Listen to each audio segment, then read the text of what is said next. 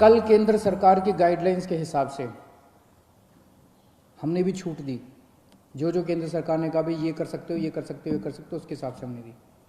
आज मुझे थोड़ा सा दुख हुआ। कुछ दुकानों के सामने मैंने देखा कि इतनी भीड़ लग गई, लोग सोशल डिस्टेंसिंग फॉलो नहीं कर रहे थे। कुछ दुकानों के सामने, अपने लोग बहुत अच्छे हैं, दिल्ली के लोग बहुत अच्छे हैं, लेकिन कुछ जगहों पे लोगों ने सोशल डिस्टेंसिंग नहीं मानी, भगदड़ मच गई। इससे किसका नुकसान हो रहा है? आपका ही नुकसान हो रहा है, आप ही बीमार पड़ोगे। आप सोच के देखो कि अगर आप उस भगदड़ में थे और उसमें 2-4 लोगों को मान लो कोरोना था, आपको भी हो जाएगा, क्या फायदा होगा? आपकी जिंदगी खतरे में, आपके परिवार के लोगों को हो जाएगा उसके बाद। तो क्यों इस तरह का रिस्क मोल लेते हो? क्यों इस तरह की गतिविधि करते हो?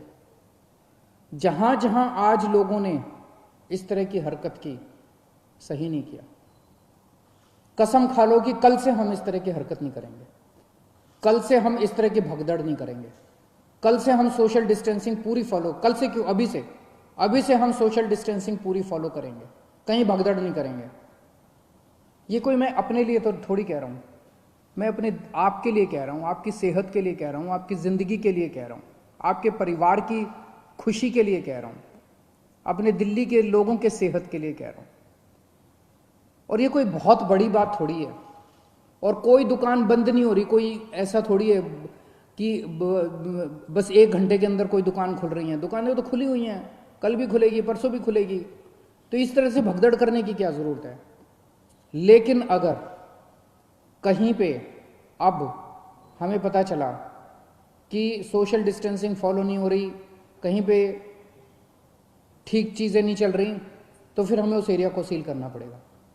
फिर जो हमने रियायतें दी हैं वो रियायतें हमें वापस लेनी पड़ेगी। मेरे पास कोई चारा नहीं बचेगा। मुझे बाकी दिल्ली के, सभी दिल्ली के लोगों की, आपकी सेहत के लिए, दिल्ली के लोगों की सेहत के लिए कड़े कदम उठाने पड़े, हम कड़े कदम उठाएंगे।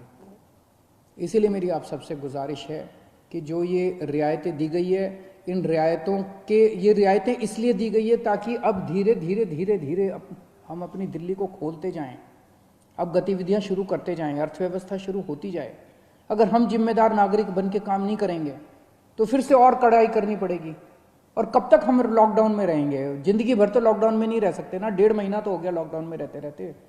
अब तो अपने को खोलना चाहिए। तो अब तो जिम्मेदारी के साथ काम करना चाहिए, और जिम्मेदारी केवल इसलिए ताकि हम लोग सुरक्षित रहें, हमारा परिवार सुरक्षित रहे। तो मेरी आपसे हाथ जोड़ के विनती है, हम नहीं चाहते कि और कड़े कदम उठाए जाएं, लेकिन अगर किसी एरिया के अंदर किसी दुकान पे अगर होता है, और दूसरी चीज़, दुकान वालों को जिम्मेदारी लेनी पड़ेगी। अगर आपकी दुकान है और आपकी दुकान के सामने ये नहीं हो रहा, आपकी दुकान बंद कर देंगे, आपकी दुकान सील कर देंगे। और अगर किसी क्षेत्र के अंदर कोई फॉलो नहीं हो रहा तो उस एरिया को सील कर देंगे। फिर हमें करना पड़ेगा, आपके लिए करना पड़ेगा।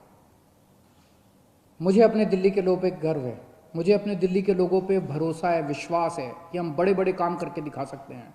हमने बड़े बड़े काम करके दिखाए हैं। जब पूरी दुनिया डेंगू से जूझ रही थी, हमने डेंगू को हरा के दिखाया था। अब हम कोरोना को भी हरा के दिखाएंगे। दिल्ली के लोग पूरी दुनिया को कोरोना को हरा के दिखाएंगे।